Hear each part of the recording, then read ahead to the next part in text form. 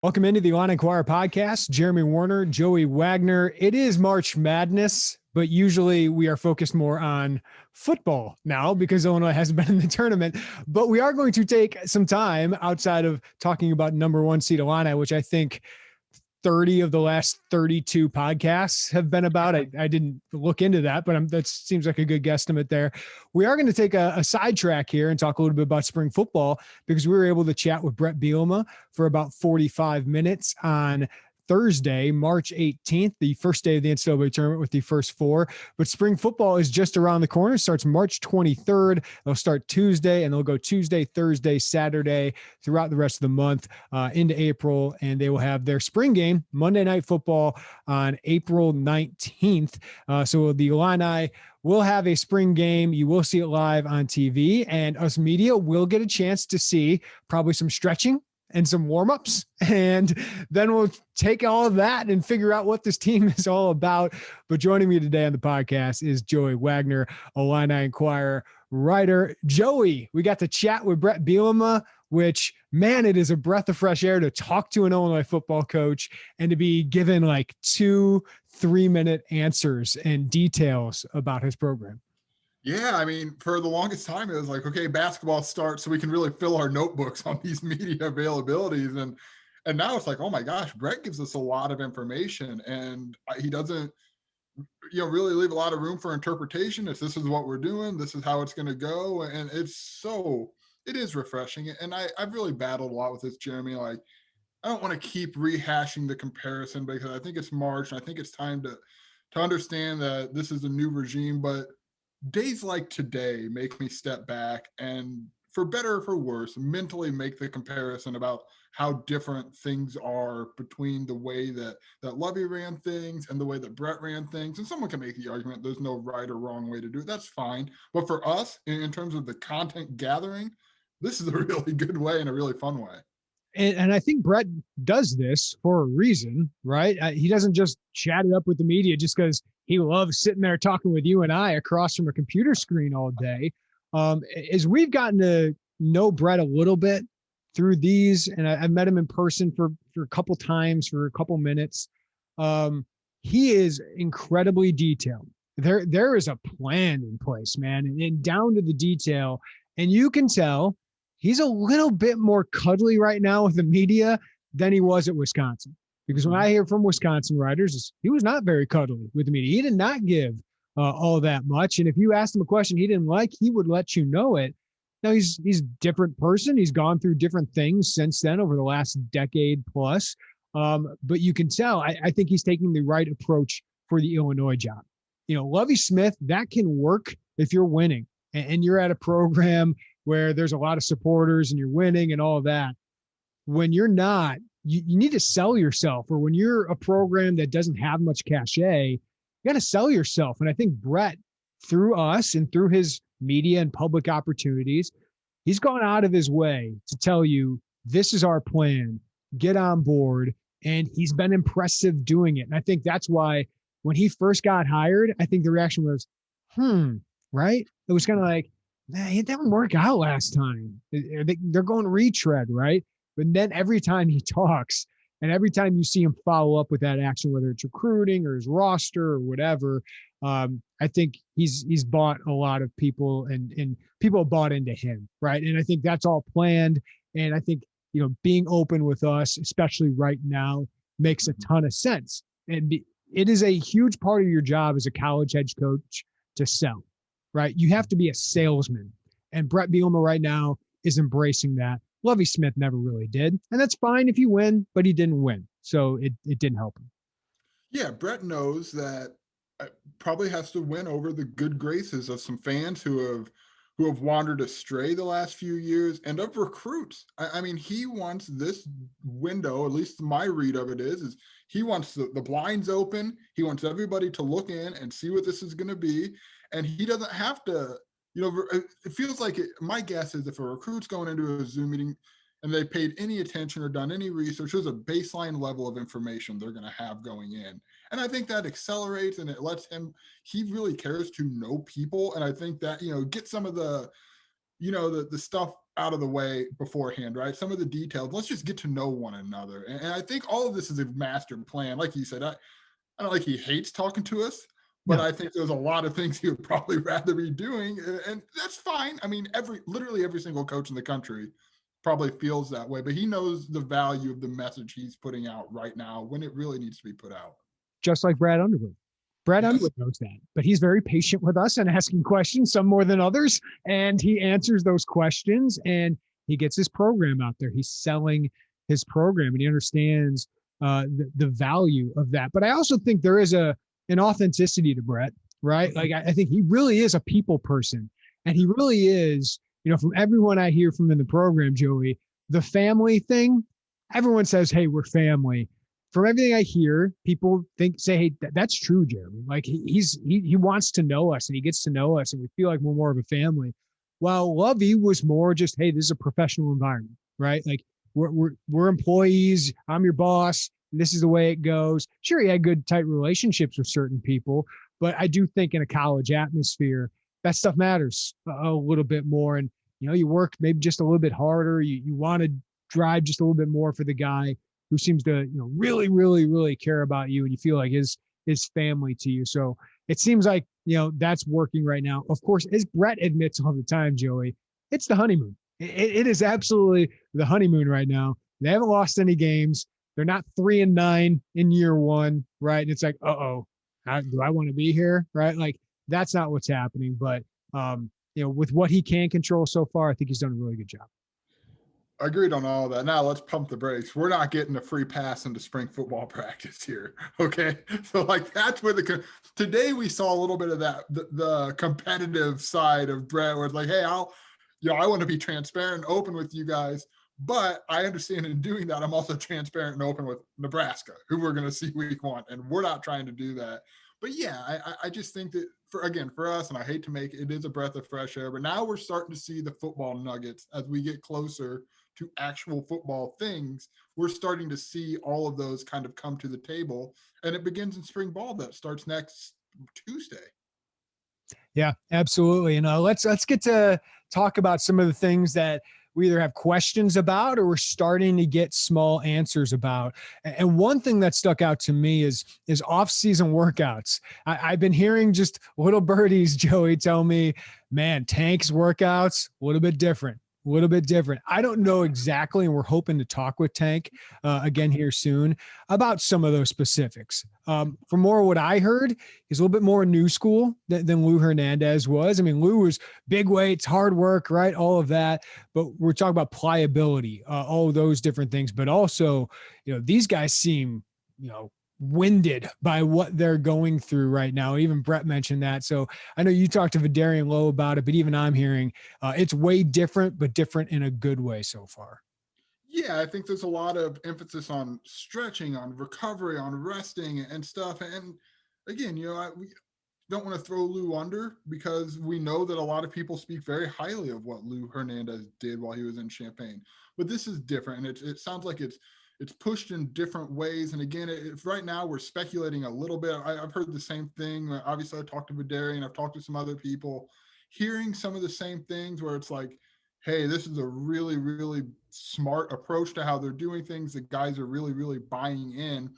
And I can't wait to talk to Tank to understand a little bit about where these pieces come from and how they got put together. But it's different. And Brett said as much today. He said, look, there was, maybe I'm paraphrasing here, but a little bit of a shock factor, like those first couple of days. Like, this is very different. Some garbage can visits to get sick. I mean, this is like like that to me was like the old school stuff, right? Like that's what you always. I was like, do you want to say that? Yeah. But stuff like that, they're still like, it is a little new school, but they're not, massaging their way through this. Like, this is a really hard work. And I thought one of the interesting things Brett talked about today was these one-on-one battles they had in week 6. And let's be honest, like those aren't new. No one's reinventing the wheel here with those. But the thought process was what interested me. It was like, okay, it's week 5. We see we're starting to maybe lose a little bit of that motivation or interest with a bunch of college kids in an 8-week run until you drop type of operation here. So let's change it a little bit. Let's start to light the competitive match in here and still get to where they want to go. And again, that's probably not new, but to hear Brett say that was kind of eye-opening to me, to say, hey, okay, I read where these guys were at. Tank read where they were at. So let's adjust and let's give them the workout, but let's put it in a different light. Yeah, so it'd be very interesting to see, how these guys look different, and to talk with the players about how that changed them, because you do see some guys that gained weight, you see some guys that lost weight. If you look at the official roster, which they just released a couple of days ago, so you can go up and down that. I didn't see anything that was like, whoa. I guess Shimon Cooper losing weight was a surprise to me, but I don't know if that's like he's going to play Rover or something. I can't look too much into that. Like Anthony Shipton lost some weight.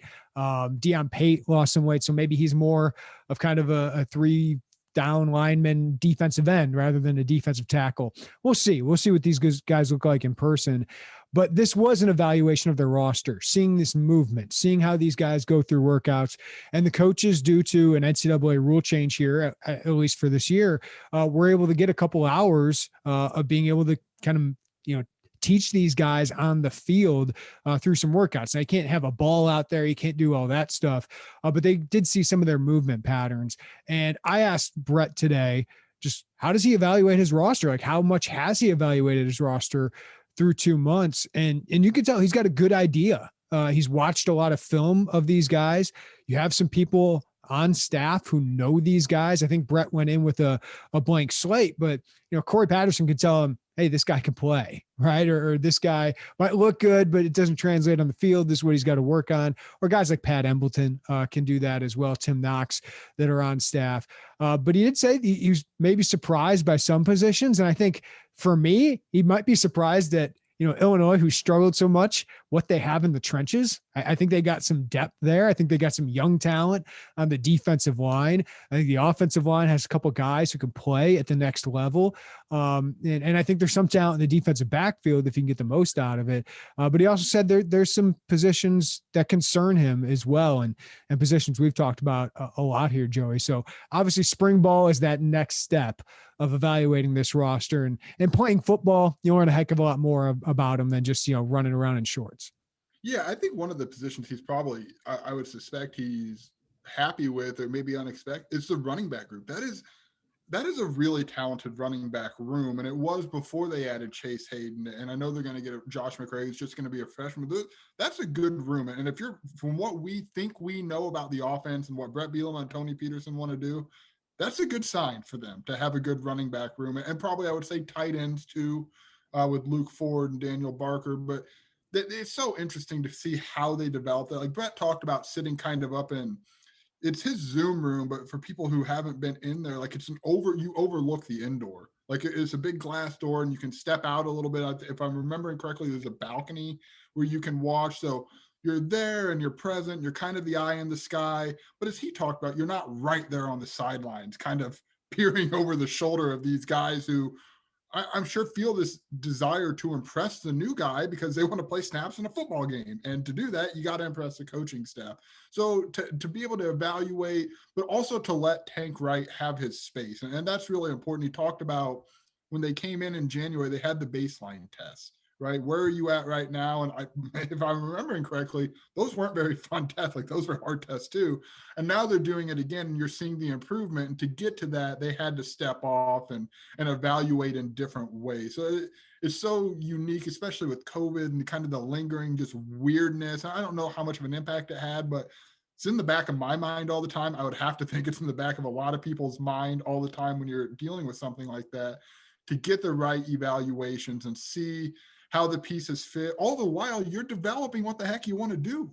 And so there's so many different variations, and I think you can get a good level of information, but come Tuesday when they're out on the practice field, you're going to start to see a lot more of that kind of come to light and the pieces of the puzzle get put together.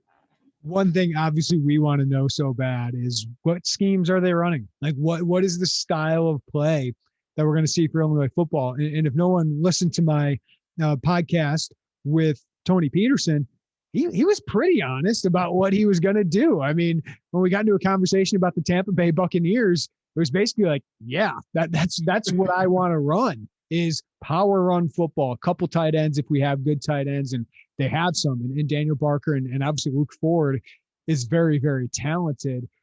So I think that's kind of the style they want to run, with some spread kind of schemes if they have enough wide receivers to do that. So I think we have a decent idea of what he's going to do, like a little bit of Wisconsin, but a little bit of what he did at Minnesota as well. So I think you're going to have a power kind of run, but you're also going to have some spread elements of that, right?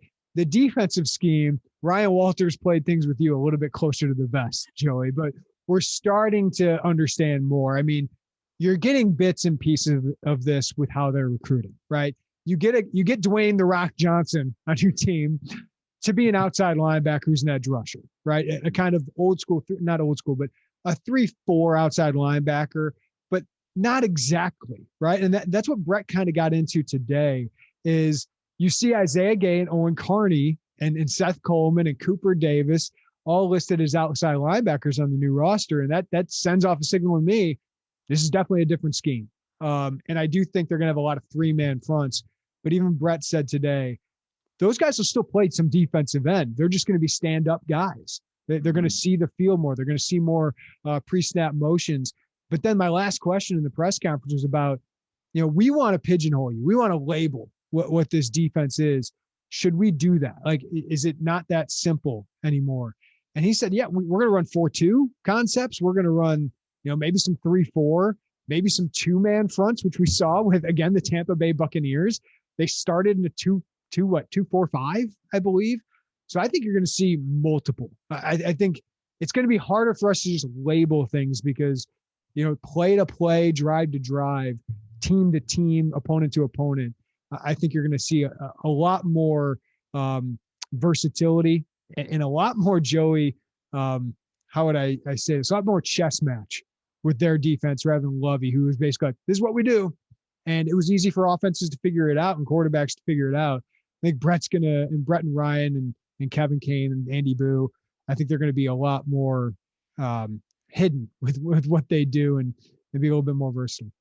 Yeah, I think for 2 months, Jeremy, you've been leading the charge of quit with the numbers and just use the word multiple, because that's what this is going to be. And we are seeing that. And there's going to be what's the base package going to be is really what it comes down to. And how there's all sorts of, what's fun about this is we're learning so much about all of these guys and the way that they go about doing things and how it works. But it's going to be different. And I think we got so used, like you and I and everybody else on the beat, you'd see it's like, okay, he's lined up here, it's going to be this. And it's just, that's what Lovey did. And Lovey had a lot of success. No one's going to, in his career, not necessarily in Champaign. So I don't think anybody's going to, you can make the argument that it didn't work, and clearly it didn't, but that's what he did, and that's fine. But you look at this and, there's just a lot of different backgrounds too, right? Like all of these guys have different, thumbprints on different defenses. So we're going to see that. And it's nice that, one of the things that I was impressed with Ryan Walters is he didn't come in and say, surprise, here's what it is, and this is what it's going to be. So I think that multiple will really, it's got to help Illinois, right? I mean, we heard opposing pregame coaches and pregame pressers like, yeah, they pretty much do this, and that's what it's going to be. And you could dial it up. Like, you got 2 tight ends, good night. Like, this, see you next week, this thing's over. And I think people will, whether it works immediately, whether it takes a year or 2 years, we're starting to see the pieces in place of just being versatile, being different, understanding where the college game is now, especially on the defensive end. Yeah. Disguise. That was one of the words I was looking for. They disguise things, right? Like when they're trying this. So, okay. So I think we're going to find out the defensive scheme will be a lot different, right? And I think that's a great thing. Offensively, though, I do think we have a position that we're really concerned about because it hasn't been one that's been very good for Illinois. Let's talk about that when we come back from the quick break. All right, Joey, we talked to Tony Peterson right after he got the job, and it was right after Brandon Peters came back, and both of us kind of like talked to each other and said, well, I guess it's Brandon Peters' job. And I think it is. I think Brandon Peters will be QB1 entering the spring. And I think he is the kind of quarterback, at least prototype, skill-wise, right? Size-wise, arm strength. That's what we're going to see Tony Peterson recruit to, and it's what we've seen him offer. I think we've learned a lot of things about what these guys want to do by the scholarship offers they put out. And as you said, pro style quarterbacks are what they've been going after. But Brett did say some interesting things about Brandon today. Obviously he said arm strength's great. He's got the tools, but we need to hear him talk more. And Rod Smith, I think after a year just said, hey, this is who Brandon is. We have to adjust to him. But I do think one of the things Brandon struggled with is when things go wrong on the field, he struggles to get his team out of it. He struggles to elevate his team. And part of that is communication. Part of that, he's got bad body language at times. And that Wisconsin game, the post-game press conference, I didn't think was a very good moment for Brandon Peters, kind of like saying, oh, the receiver dropped this or saying that. And I was pressured all night. I don't think that was good. And then you saw Isaiah Williams come in. And the one thing I tell people about covering Isaiah as a recruit is he's got an it factor. He's small, but he is the biggest leader, one of the best leaders I've seen at the high school level. And when he came into the game, the team perked up. Now, sure, the games were out of hand sometimes, but the team, you could tell, perked up and played a little bit better. And he elevated his teammates along with just his natural playmaking ability. So he's obviously not refined as a passer. But Joey, in my opinion, I think this has to be an open battle. I think, and from what I understand, Brett's going to allow that because he's heard about those things with Isaiah. And I think today, him bringing that up about Brandon, I think that shows that Isaiah's not the perfect fit here. But if he's the one who elevates the team, I think he deserves a chance. And I think he'll get a chance. Yeah, and that's goes back to just what we've talked about on the other side of the ball, catering your defense to who you have. If who you have on the offensive side at quarterback is Isaiah Williams, well, then you got to move things around to make that happen. And I thought that the comments about Brandon, we've been out of this Zoom for 2 hours now, probably, Jeremy, since we hung up. And I've gone back and forth a little bit on those because one, I thought, okay, like this isn't new to us. Like we've known that Brandon's more of a quiet guy. We've seen it. And I think that personality can work if you want it to work, and maybe can't. It sounds like at Michigan that was, maybe there was a disconnect there with him and Harbaugh and the way that he wasn't as vocal. And I thought, well, maybe Brett was, just said that, and it was just kind of a gloss over type thing. And I thought, well, what we went back to at the beginning of this podcast, there aren't a lot of gloss over things, right? I think he said that on purpose. I think he wants to light Brandon, get a little bit of a fuse there.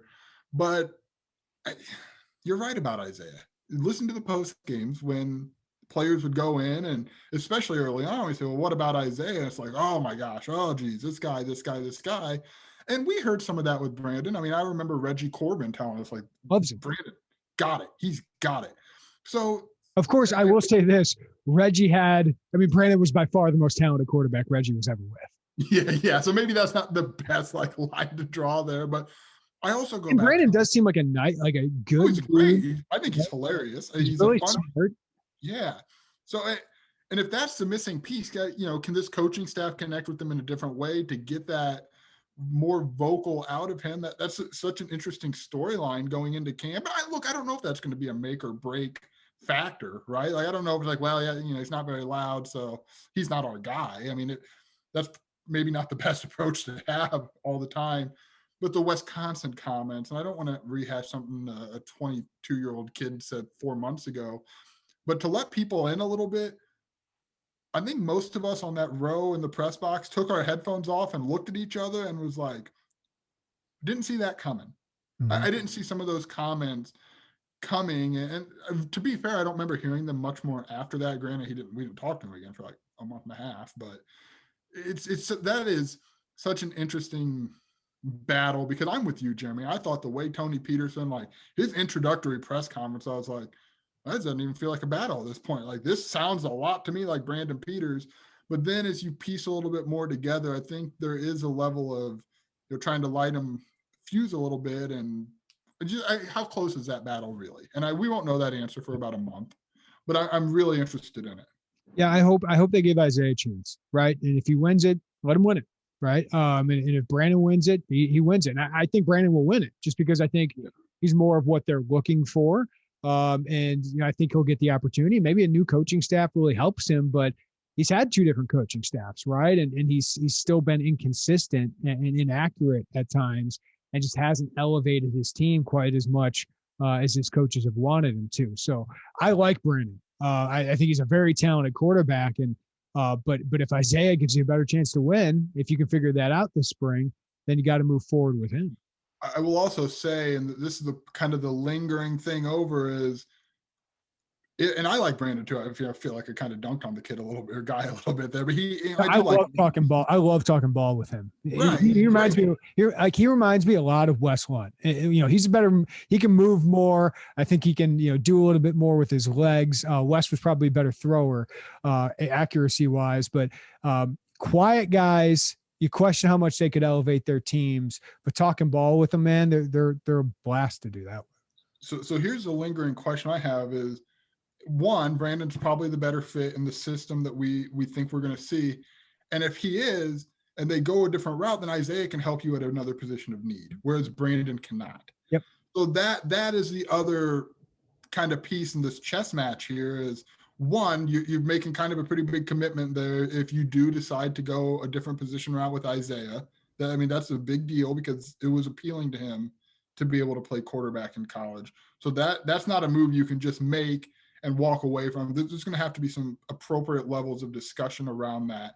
But you help two positions in that case, if that's the route that you go. And not only that, like the one position that you're helping, wide receiver, needs a lot of freaking help. So I was going to ask you, what position do you think was number one on Brett Bielema's, because he said he's concerned about some positions, right?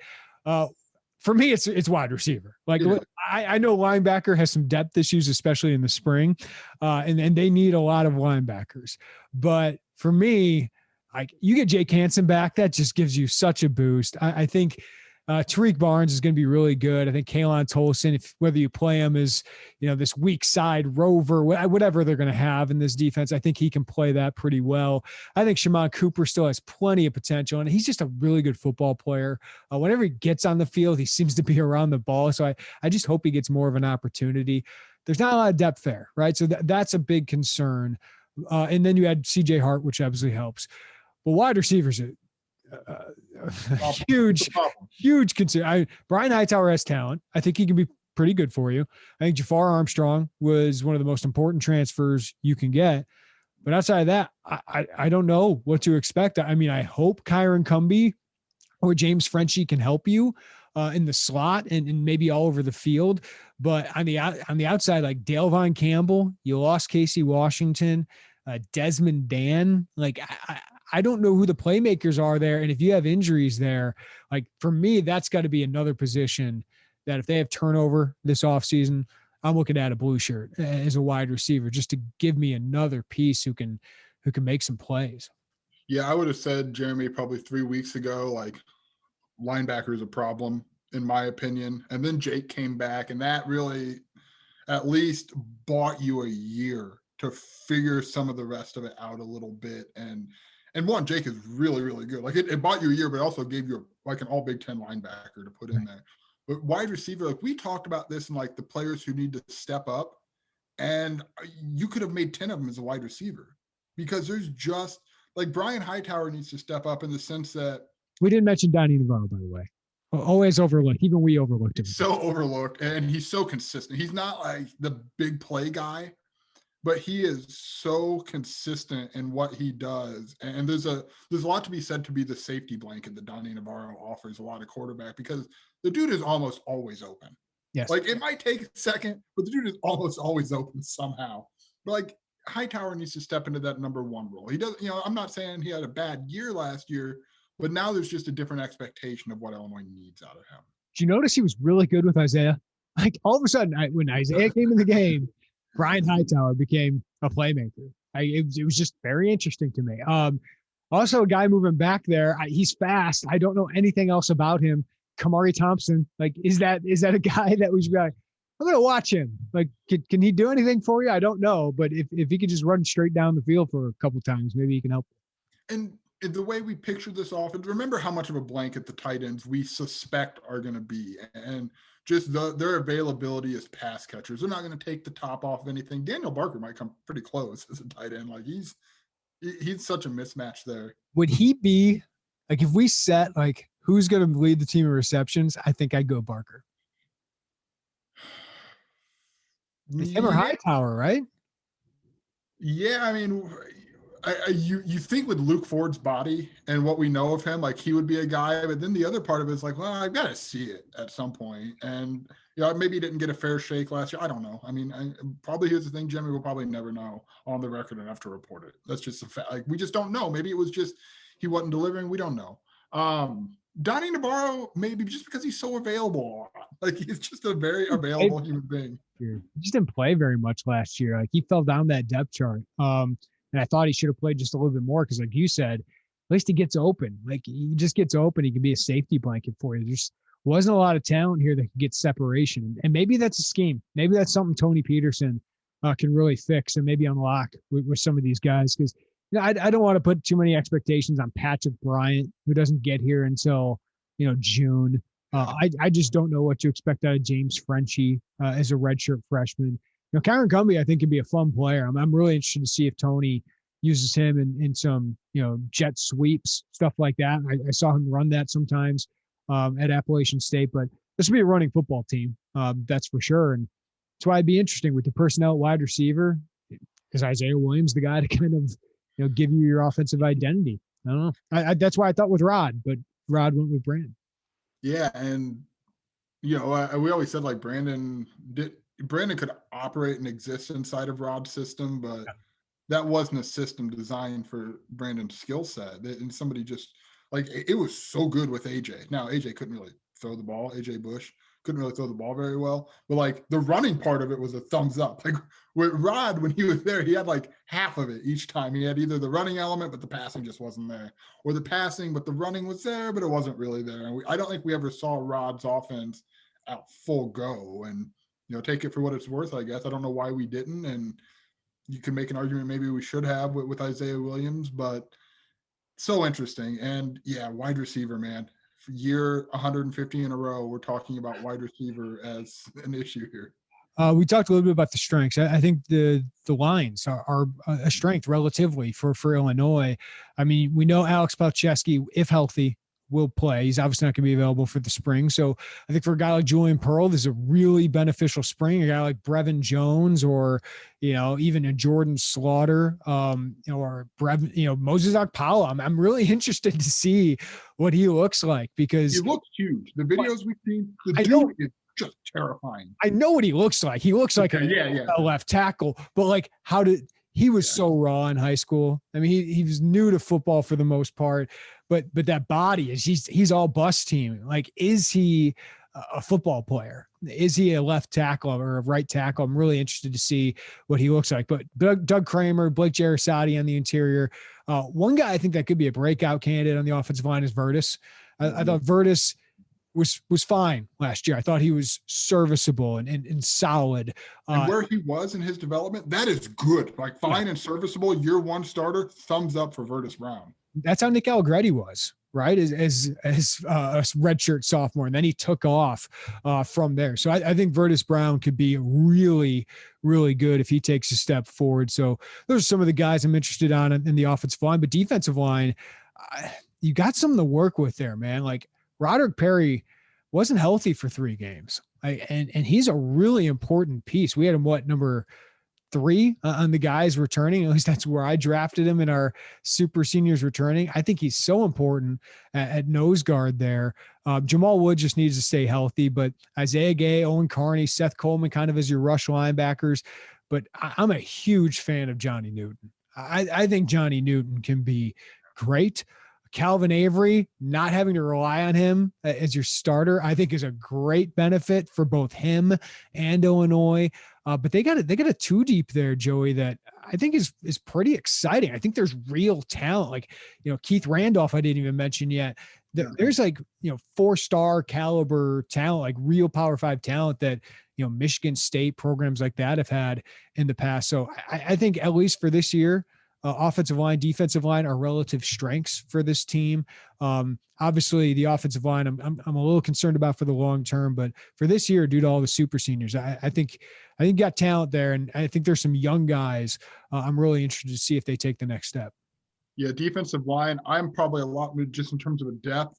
I think the ends are probably a little bit better right now, or there's more depth on the ends than in the interior.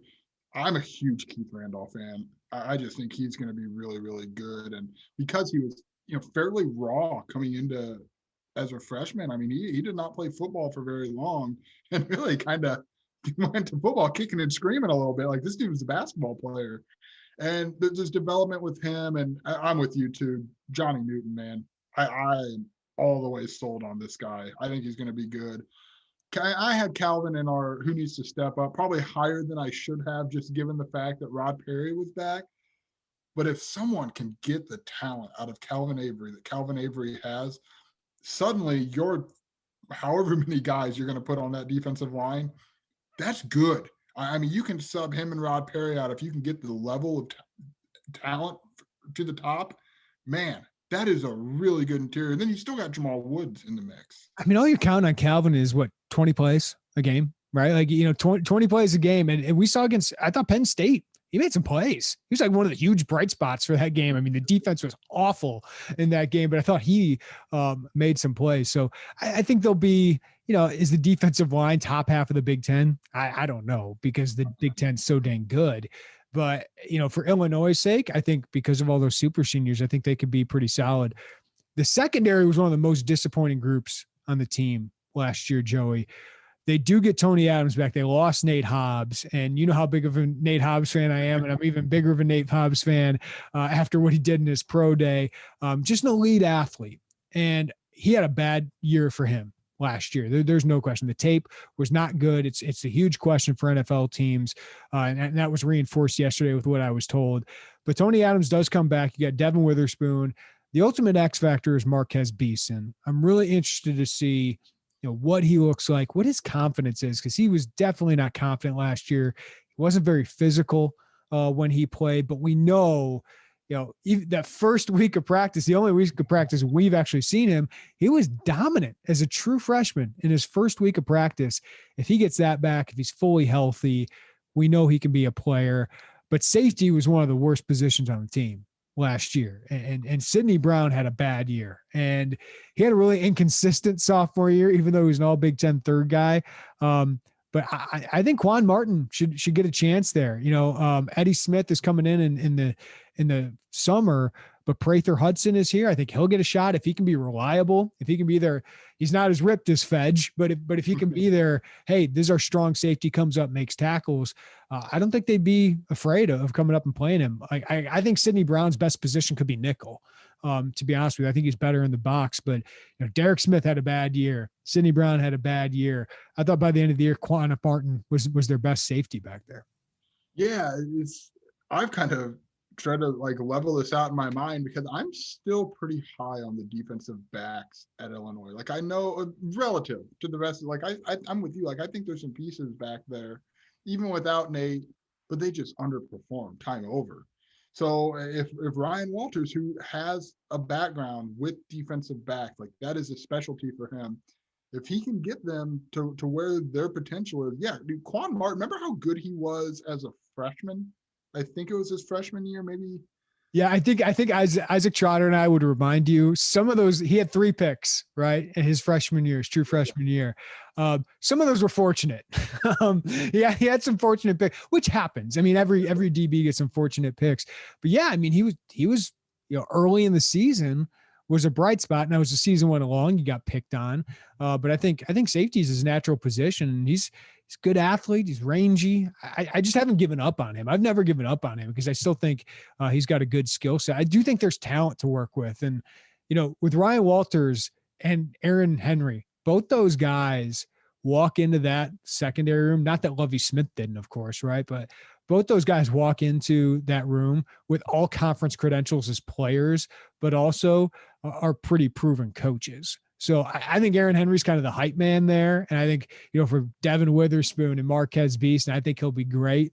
But also Ryan Walters, kind of this calm, cool, collected, more cerebral guy. I think that can really help guys like Sidney Brown. I will say about Aaron Henry, I talked to somebody earlier this week or late last week, one of the two, and their words were he's a rising star. He's going to be a coordinator one day. I mean, he's very, very well thought of. in this field. He's played, he has an ability to connect.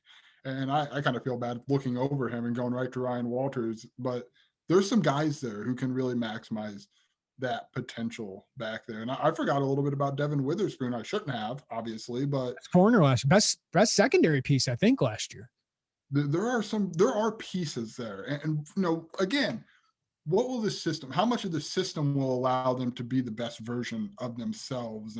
But I think if you look at this, like, that's a spot that if I'm the coaching staff, from an outsider's point of view who hasn't watched these workouts with Tank and been in on the film study, I'm kind of feeling pretty solid about. I really, really am. And, I don't know how much, I don't expect any of the freshmen to contribute right now at all.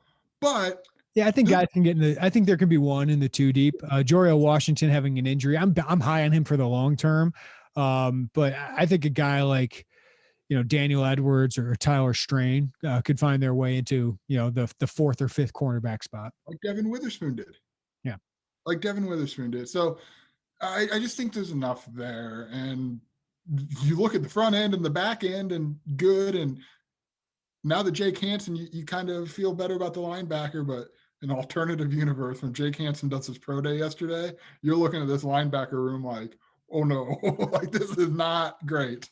Yeah, because Tariq Barnes and Kalen Tolson had ACL injuries.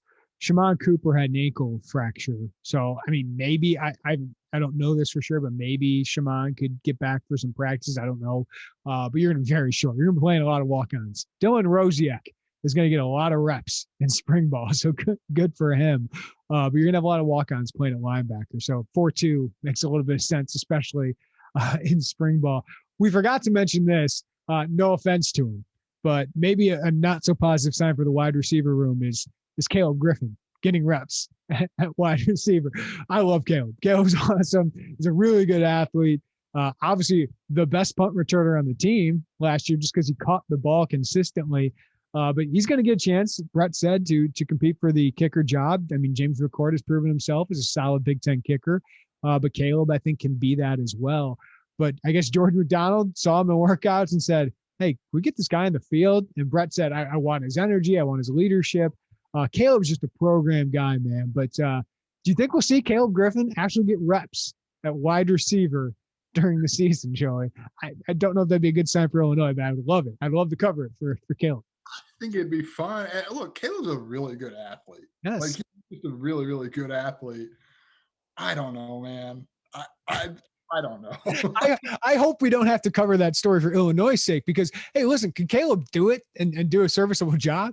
Probably, because Caleb's a fantastic athlete and a great kid and a great program guy, as I said. But that wouldn't be a good sign for Illinois' wide receiver core, in my opinion. Look, I have been saying this for a year now.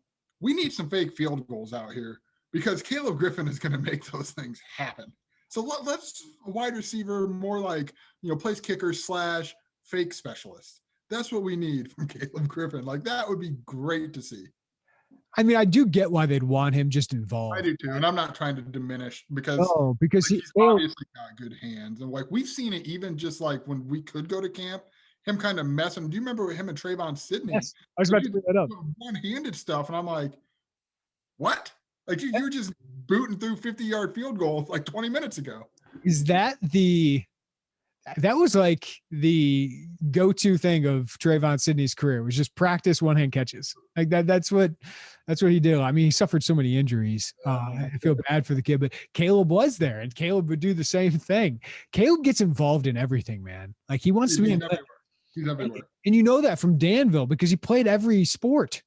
Like, he would get involved and play baseball, soccer, basketball, football, whatever he could get into. He'd go and play. Like, he just loves being involved. I know he's a huge Illinois fan, like basketball and all these other sports. He's supportive of everything.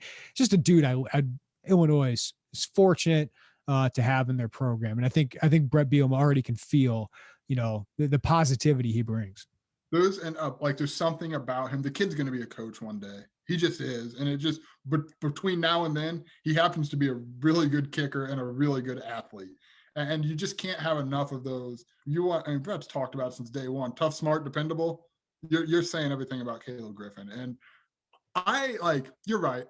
I don't want to cover it in the sense of like, Illinois kind of got dunked on a little bit when they put a kicker back there last year to field punts. Like people nationally and around are like, what the heck is going on here? And I would expect maybe a similar reaction if he lines up at wide receiver. But those of us who cover it know, like, this isn't some burning fire out there, right? Like he can do it in a serviceable enough way. But if it gets to that point, then you're starting to look around a little bit and be like, I don't think this is great right now. Yeah, I mean, if you're doing that like in a non-conference game, cool. Like, hey, these cute stories, you're up by 35 points or something like that. If you're having to put him out there against like, Wisconsin. Yeah, Wisconsin. So I don't think you want those stories to be like the Monday story. We go, God, we got to write something positive about these guys, right? Like, let's put this story out there. I don't think that's what you want to do. We All right, Joe. Running back distinction. That, I mean, at least for his last game, put P/RB. Oh, Blake Hayden. Sorry, I talked over you. Like, come on. That's what he is a running back in our hearts. The best juke I've ever seen on air. That certainly is the case. You mentioned running backs. I just want to mention the running backs, right? Like Chase Brown, Chase Hayden, Mike Epstein, Reggie Love. I think that's your top four. Jakari Norwood, Nick Fidanzo, and Josh McCray. Like that's a really good group. I think you got, Mike Epstein, we know is really good when he's healthy. A huge Chase Brown fan here. He's so good. He's just really talented. And I don't even think he's refined yet as a running back. Like, I think there's things he can clean up. Chase Hayden, we know if healthy, kind of like Epstein, he can be very effective. And he just seems like a good presence, a veteran presence. And then Reggie Love, I think, has some like Reggie Corbin type, jukes to him, but he's also got some size there. And, Wisconsin wanted him. So I think Brett Bielema, I know he wasn't coaching there when they offered Reggie Love, but I think Brett Bielema will like Reggie Love as well. Yeah, I'm actually a really big Reggie Love fan, especially in this system. And, you can just imagine a spot where it's just to wear you down with the stable of running backs that they've got. And that's what Brett, again, it sounds like that's what they want the offense to be. Yeah, and Tony Peterson, sometimes people are like, oh, only 2 running backs going to get touches. Tony Peterson had like 4 running backs with 60-plus carries at Appalachian State. So I can see them, running through a lot of these guys, especially now that we're getting back to a 12-game season here. Yeah, that's going to be such an interesting dynamic to follow because we get, and so do fans. Everybody who watches it gets so caught up in the yardage, right? Like, okay, they wrecked, and like there's a lot to say for that. Like, the more yards, the better. That's not news. But I think if you look at it and kind of understand where you're sending in a fresh guy and there's just that burst, like I think the way that we expect this offense to run, they actually walked, like the wide receiver's a problem. We have covered that time over. But you get an offensive line if you're Brett Bielema and Tony Peterson that's experienced, that's got talent, and then you've got a lot of running backs who have talent and for the most part have experience. You can do a lot with that. You just can't. Pair of tight ends who I think, if healthy, I don't like the depth at tight end, but you got 2 tight ends who I think can be very effective. And at least, you have a quarterback who has a lot of experience in the Big Ten that kind of fits what you want in your scheme. So there's some working pieces there. And I think that's the biggest thing Brett Bielema probably sees is, I have a roster that has holes I need to fix for the long term. There's a lot of work to do for the long term of this program. But as a starting point, he's not coming in to what, Lovie Smith I thought Tim Beckman actually took over a solid program. Like, I think he's taken over more what Tim Beckman took over, which was a roster that didn't live up to expectations the year before. But still there's talent there. And I think there's some next level talent that if coached well and if put in the right schemes, unlike Tim Beckman, I think you have a good starting point to where you can win 5-6 games and you can have, hey, look what we did year 1, more recruits buy into this. I think you'll probably be a little worse off next year, but at least you'll have a good starting point to start your program. Yeah, and that's the thing. Like, we should say, if there's no super seniors, if the NCAA doesn't pass that, this is a tall order. Let me go down that. What would be your starting offensive line? Jordan Slaughter, Vertus Brown, Julian Pearl, Jarasati, because you get a medical. Brevin Jones, Pfeiffer Griffin, Blaze Sparks, right? Like, That's what your offensive line will look like. And some of those guys can play, I'm sure, but it's just a lot more questions. Defensive line. Same thing. Calvin Avery, Seth Coleman, Keith Randolph, Johnny Newton, maybe Jamal Woods if he's back, which there's some talent there, but we're talking about a team that I don't think is going to be very competitive. So here's the thing. I mean, I know we've all, over the course of the last 2 months, we've kind of parsed through, like, is this in a better, is this roster really in a better place than it was 5 years ago? Depth-wise, this roster is not in a great place in terms of depth. But if you just look straight up at the number ones, because of the super seniors, you can make an argument that this roster is in an okay place today. A year from now, totally different discussion we're having. You're right. But and we'll see how they do the transfer portal and what kind of work they really put into that.